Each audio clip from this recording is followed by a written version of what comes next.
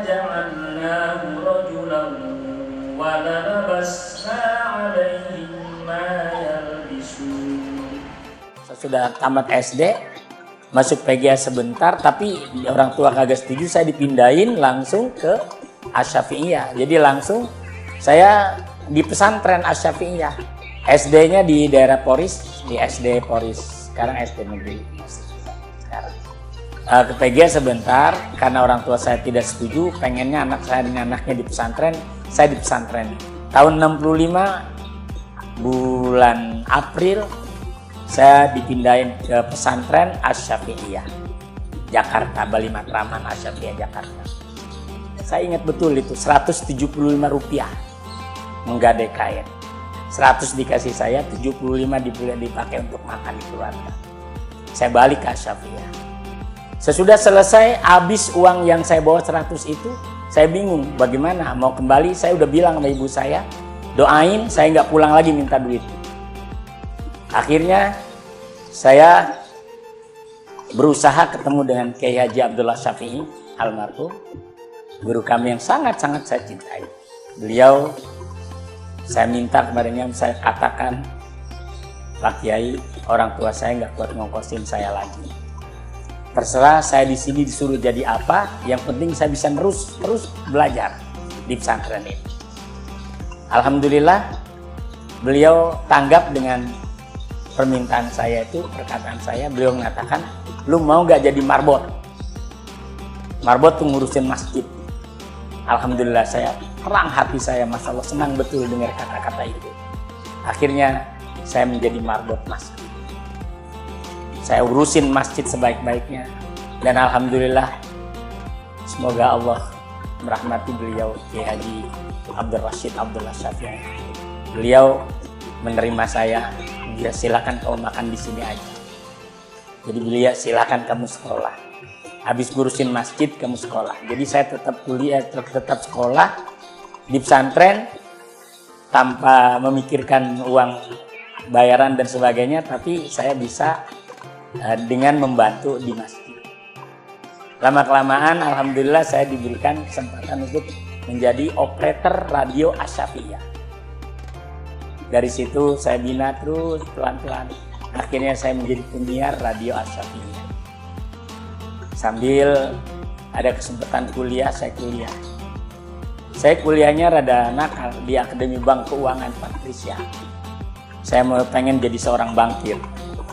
Tapi rupanya Allah tidak meridhoi, karena ketika saya diterima di Departemen Keuangan waktu itu, cuman harus ditempatkannya di Palangkaraya di Kalimantan. Tapi saya bilang sama ibu saya dengan kata-kata, ibu saya mengatakan, gua kagak redo anak gua ngumpulin pajak, karena saya diterima di Departemen Pajak. Gua kagak redo anak gua ngumpulin pajak. Lalu kata saya, emang ibu kepengennya saya jadi apa? Gua kepengen lo jadi kiai, katanya begitu. Udah punya anak satu, saya tinggalkan anak istri saya dan saya bertekad untuk bisa belajar di Madinah. Alhamdulillah, dengan izin Allah diterima di Universitas Islam Madinah. Saya belajar dengan sungguh-sungguh. Alhamdulillah mendapat sarjana S1 di Madinah. Saya udah ngumpulin duit sebenarnya, pengen nerusin ngambil S2 di Amerika. Nekatnya mau begitu. Karena kebetulan ada orang Poris yang kerja di kedutaan. Saya maksudnya sambil kerja di kedutaan, sambil mau kuliah di salah satu universitas di Amerika.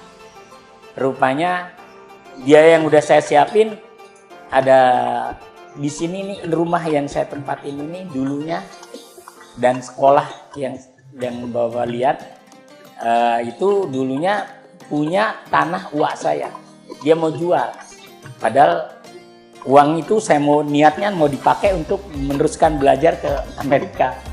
Tapi akhirnya saya bakal beli tanah ini untuk pendidikan. Alhamdulillah, mulai sedikit demi sedikit saya bisa meneruskan pendidikan itu. pertama saya kerja dulu di Bank Al-Rasyid sambil belajar di pengajian dengan mengikuti pengajian seorang ulama, Syekh Abdullah Al-Utsaimin. Saya dapati seorang ulama di Unaiza, ya, Syekh Utsaimin, Abdullah Al-Utsaimin, yang membantu kami pertama untuk bangun ini. Alhamdulillah terbangun pertama untuk pendidikan.